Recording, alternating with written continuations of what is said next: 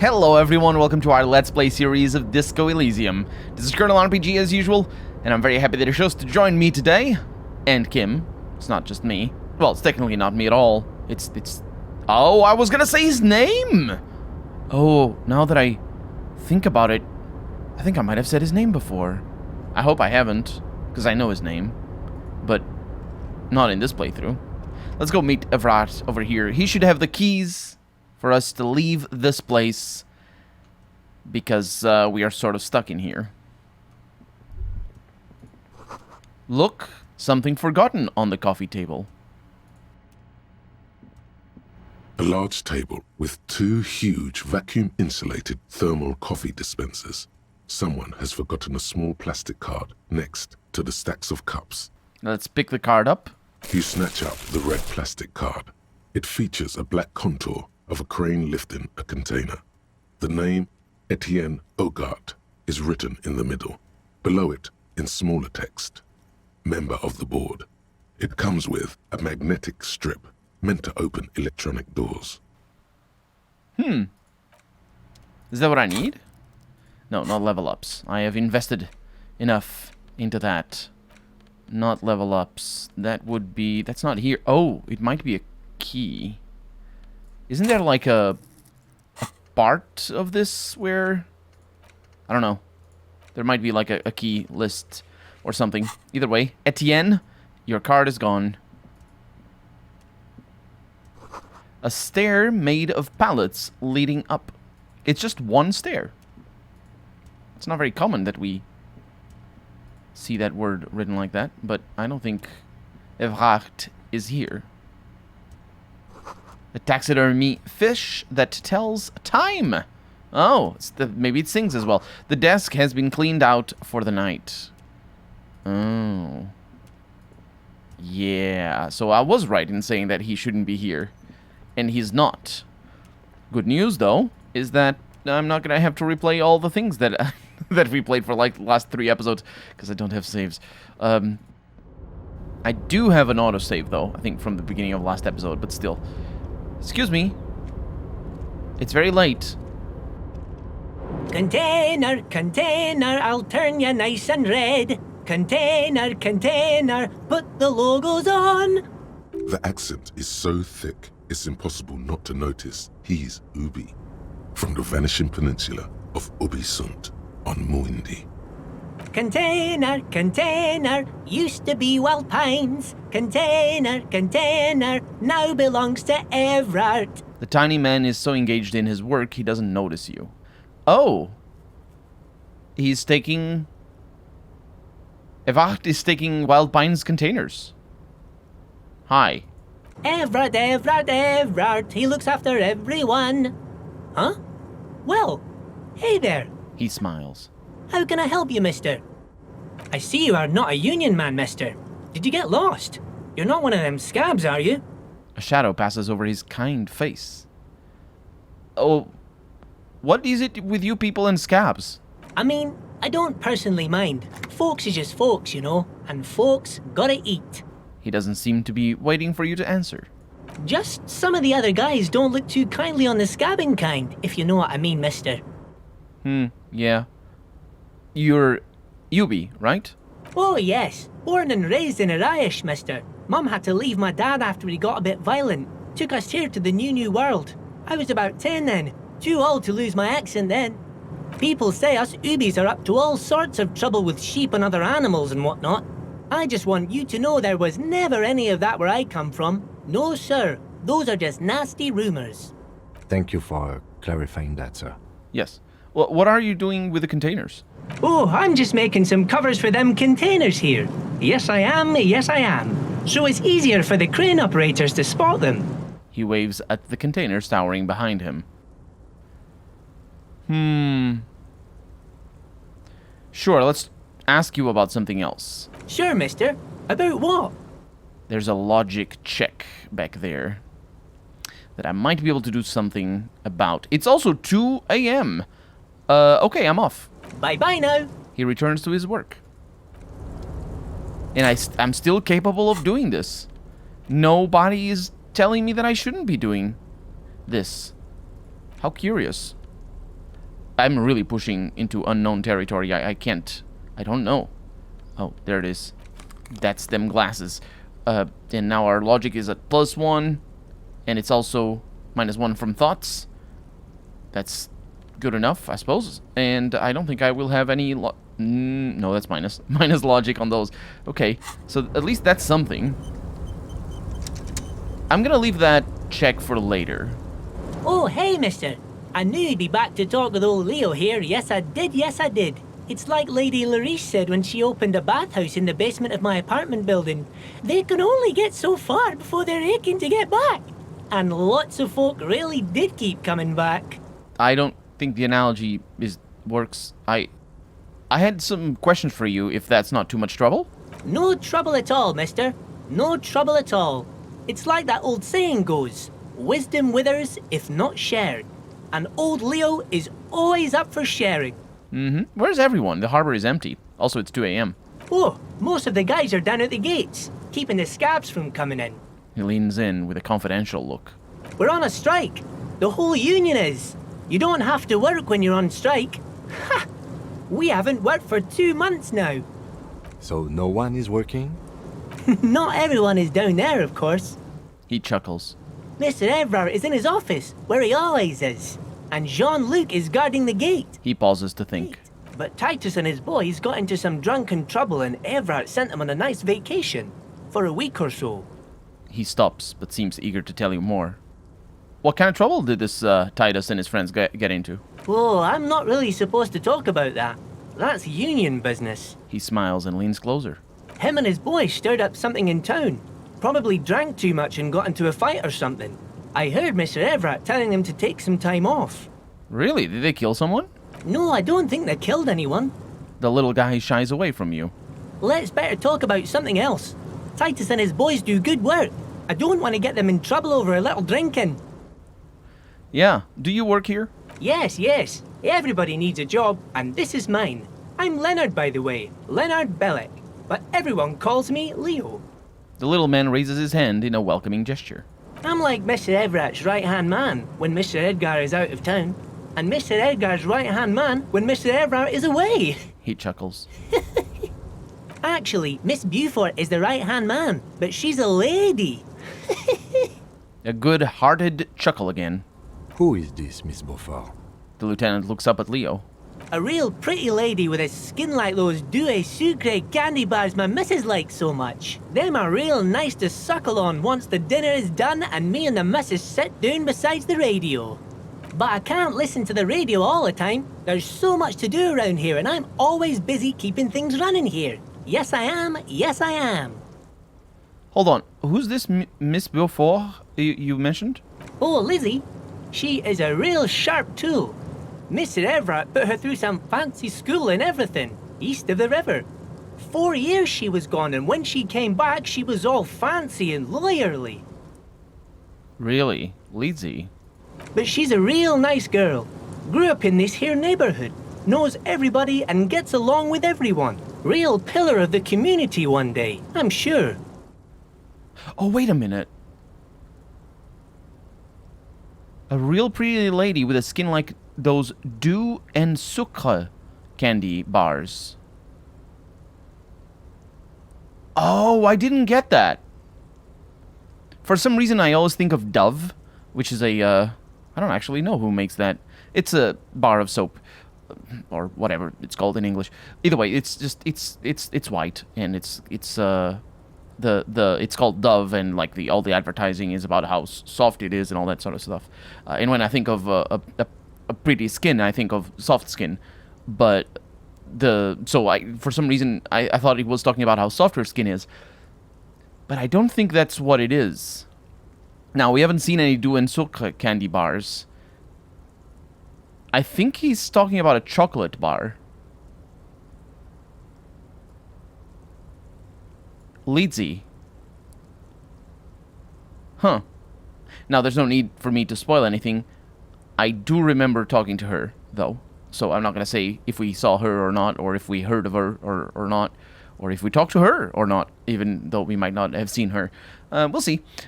But anyway, he goes on. If me missus and me was to have a child, I'd be real happy if she turned out like her. But she can't have kids. Dr. Lemaitre said so, and she knows about such things. Been a doctor for almost 50 years, she has. He sighs and falls silent, watching you meekly with his blue eyes. Well, I think you're doing a great job around here, Leo. Yes, this place really seems to run like clockwork. Keep it up, Leo. The lieutenant smiles at the little man. Well, thanks a lot. Coming from you, it means a lot, really. You didn't think it was possible, but the smile becomes even wider. Sometimes I feel some of the guys don't really get how much I bust my ass for them here. But you guys are alright. So what's in that container over there? And I'm gonna point to the container suspended from the crane. Oh, that one. He looks at the container. That should be empty as far as I know. Lots of containers here have nothing in them. They're just waiting to be loaded up. Yeah, I'm looking for the leader of the dock workers' union. Oh, you want Mr. Everard then? He's an awfully nice fellow, he is. Him and his brother are both nice fellows. They've lived their entire lives in this here neighborhood. He coughs and then continues immediately. Guys like Mr. Everard and Mr. Edgar, his brother, are real good guys. Made Martinez what it is today. Mr. Everard and Mr. Edgar and I went to the same school we did when we were boys. Well, easy now, Leo. I just want to know where I can find this man. Oh, Mr. Everard is usually in his office, of course. He points to the 2 joint containers on your right. But he already left for the day. He always leaves around 10 p.m. Yep, I figured. So let me ask you about this then. Still 28, so I didn't get any higher. What, I can ask what's going on here and look at the mountain of containers rising behind him. But I can do that later when I come back for Everard, and maybe I'll have some logic pens. I'll talk to you later then. He doesn't say goodbye. So, the container he's talking about, it's 2 a.m. precisely. Kind of interesting. The container he's talking about is a container that we haven't messed with yet. And honestly, I was not expecting to mess with it in this first episode. Our first episode? In this first day. This is definitely not the first episode. Did you see that show up? That was not me. I didn't right-click. I right-clicked then. I don't know why sometimes that thing shows up. It might be like a vestige of a check. But either way, this is the container that he's talking about. And I think I can mess around with the controls down there. Let's go ahead and do that. Even if I don't get into the container immediately. Which I didn't do in my first playthrough. I mean, I did eventually. A rusting control panel with several knobs. 2 buttons marked Marche and Arrête are faded with use. It seems to control the large crane above. A container is attached to its hook block. Our encyclopedia says Marche means on and Arrête means off. Let's press March. With a loud grind, the crane shifts overhead, moving a massive metal container through the air.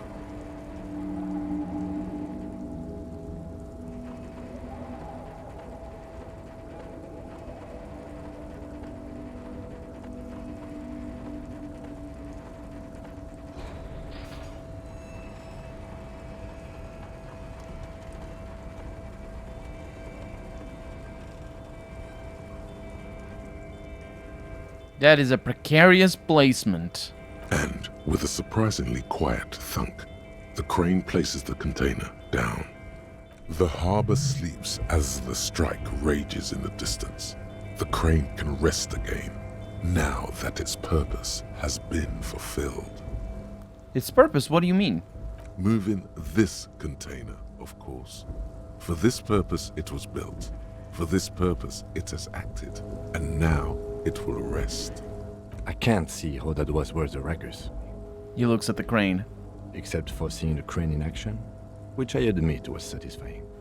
Yep, let's press Arrête. The crane does not return to its original position. It does not move at all. Yes, that's what off means. Was it... Were you thinking, oh look at that, it did that again.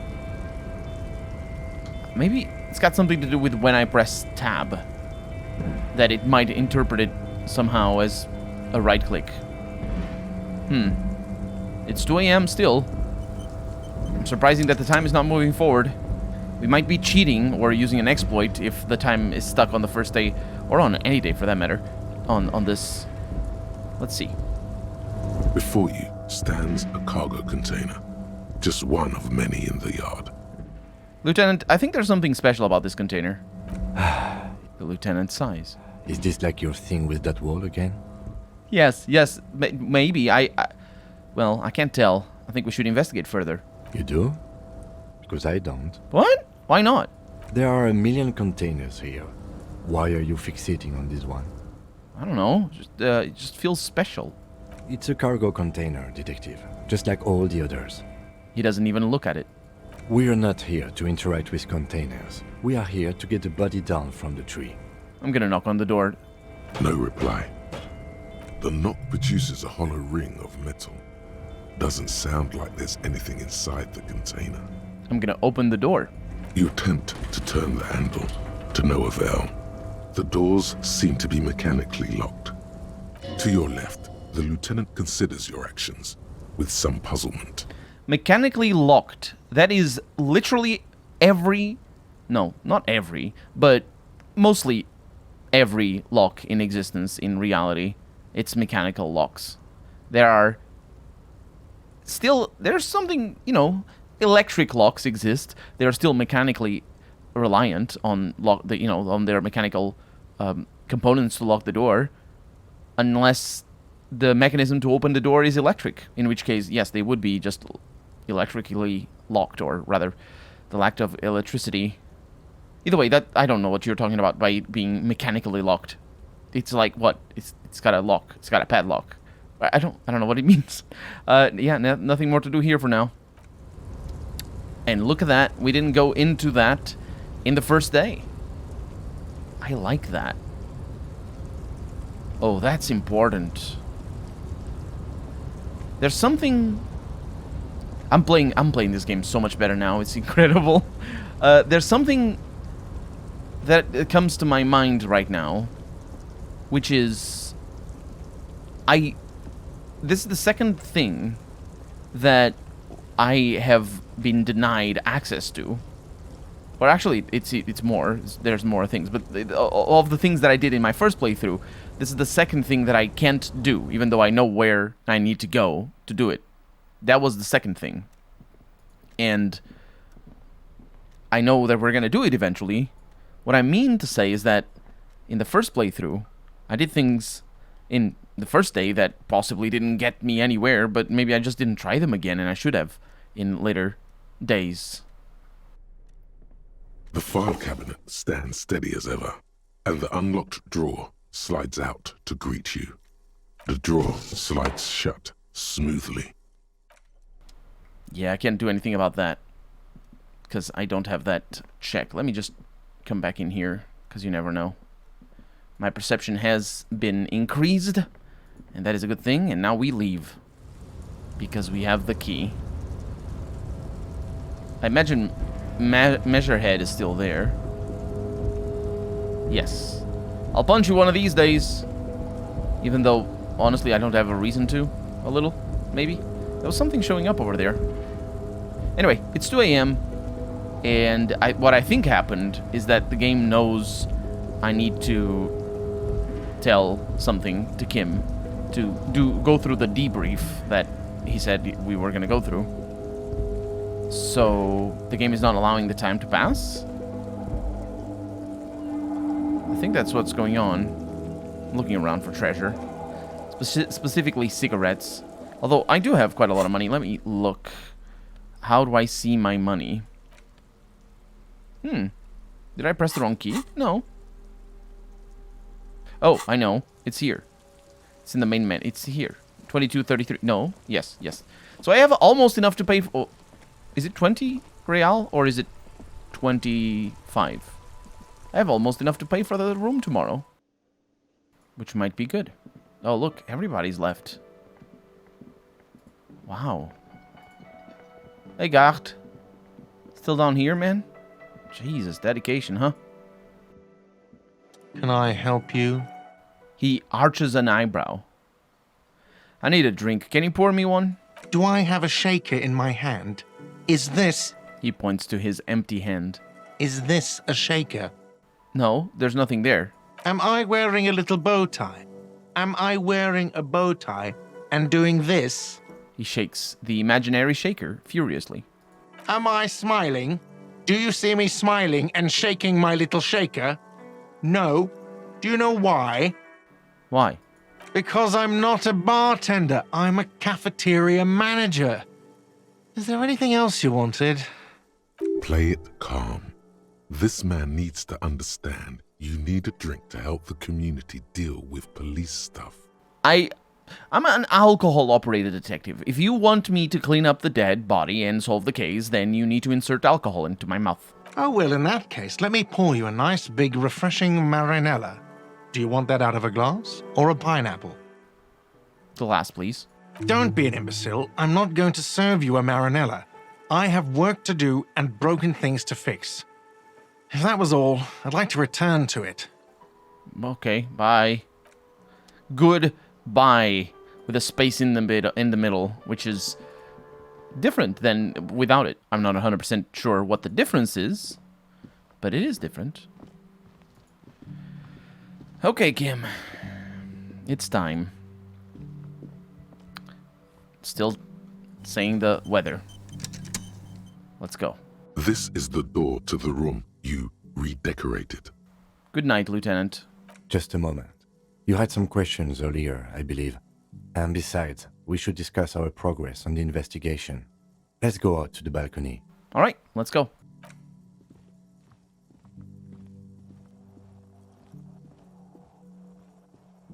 The air outside is brisk. The lieutenant is silent for a moment. He listens to the traffic hum. Then, Where shall we begin? We should talk about the investigation, first and foremost.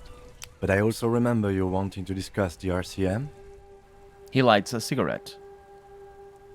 Oh, I didn't know you smoked, Kim. I have a cigarette every night when I go over my notes. It's something of a ritual. oh man, he looks so devastatingly cool with that cigarette. How did you get so cool, Kim? You mean this? The light of his cigarette illuminates a fleeting smile. This isn't cool. It's an unnecessary trial of will and unhealthy. He flicks the ash. Yet, were he to quit, he would lose the cool factor. This man relishes his cool quite a bit below it all. Right then, the debrief.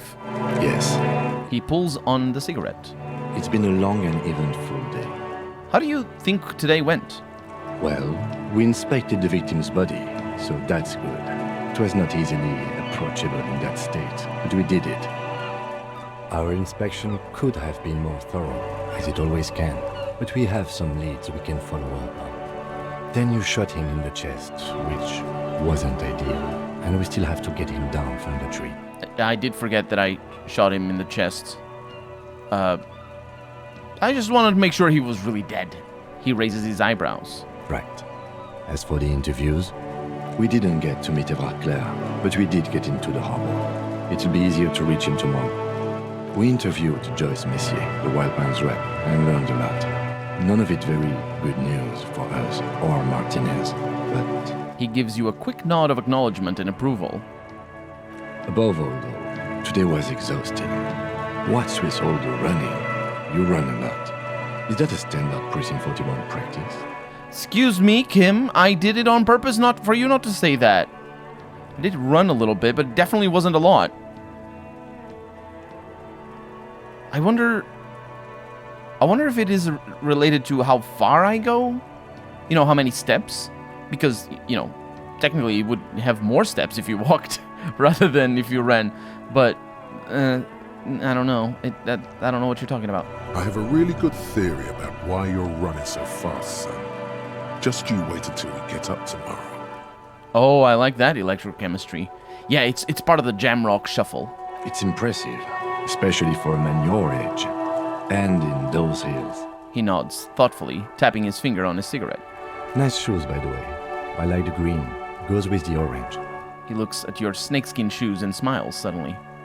Yeah, so what are our powers exactly? The RCM? They're quite limited, actually. The power officers of the Revachol Citizens Militia exercise most frequently is imposing fines of up to 1,000 real for offenses, in accordance with an interdepartmental schedule. 1,000? Why not more? The RCM's primary role is to ensure safety. We are not really supposed to play any part in the economic structure of Revachol. Wouldn't that be an easy power to abuse? Yes, although indirectly, as citizens can always request records from their local station. Officers of the RCM have been known to take bribes of less than the prescribed fine amount. He frowns. It undermines trust in the RCM. Okay, what else? We can arrest people, of course, but rather than bringing someone in directly, it's preferable to serve a station call slip. It prevents confusion and overcrowding. Wait, how can you be sure the arrestee will show up? You can't. Those who don't show up become fugitives now, and have fewer legal rights when they are eventually caught. It's about power projection. Thus far, they seem to mostly show up. I see. And if someone resists? We are permitted to use whatever force we deem necessary, even lethal. Have I killed anyone? That's an improbability, perhaps even impossibility. Of course you've killed people. It's somewhere down there, melting in all the drink. I probably have. Precinct 41 is known for a higher than average rate of police violence. Wait, so if I kill someone while on duty... You have to supply compelling evidence for why it was necessary to use lethal force.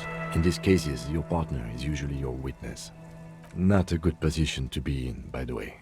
Internal Affairs handles these cases thoroughly, by cross-examining you for inconsistencies. It is hard to cover for anyone, which is for the best. Have you ever killed anyone, Kim? Yes, He pauses. the last time was 4 years ago. He has internalized it well. It's just that. A fact. A self-contained past event. What happens to the people we convict? We don't convict. We arrest and send them to coalition government courts in Couron and La Delta. The prosecution works off our testimonies and records, which is why it's paramount to keep them. He taps on his coat pocket, where he keeps his notes. And who makes all those rules?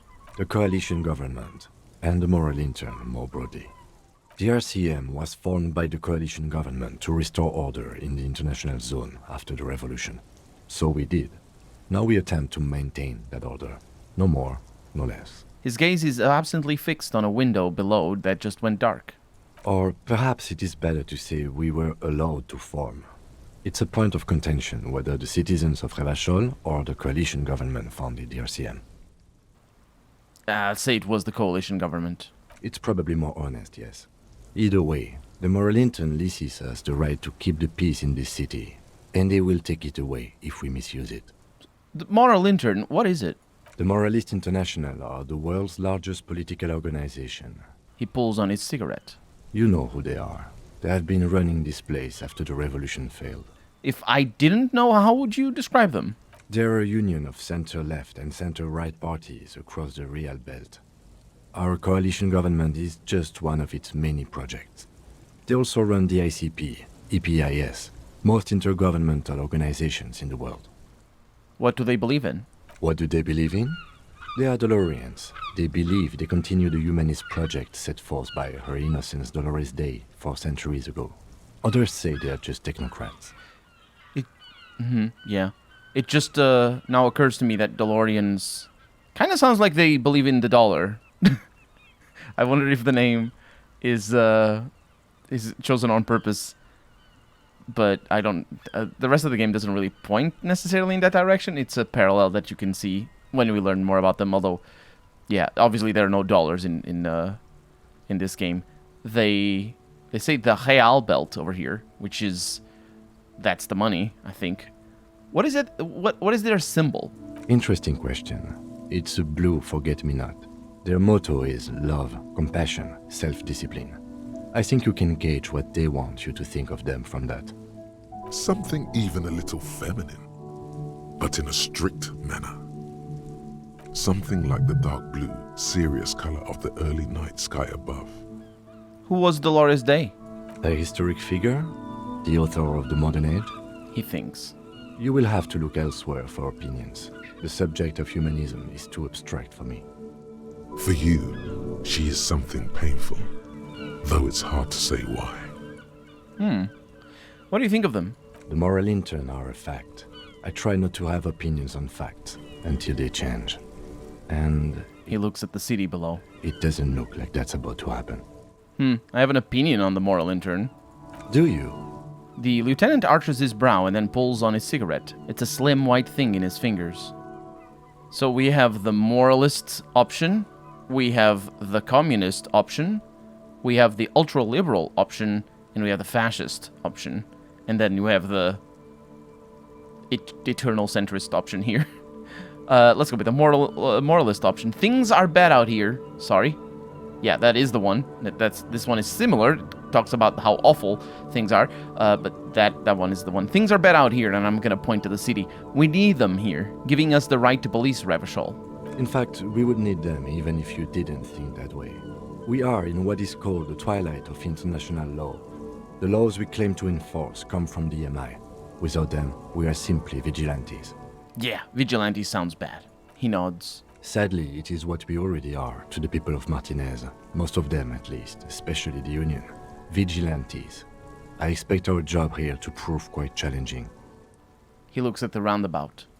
The lights of the orphan district are reflected in his glasses. The red and golden orbs of the motorway sliding like pearls on a string from east to west as Revachol commutes back to the suburbs. Tomorrow is Tuesday. Monday is over. And so is this episode, because we're out of time. So for right now, I'm Colonel RPG, and this has been Disco Elysium. I really hope you've enjoyed it, and if you did, go ahead and leave a comment, like the video, but above all, thank you so much for watching, and I hope I'll see you next episode. Bye-bye.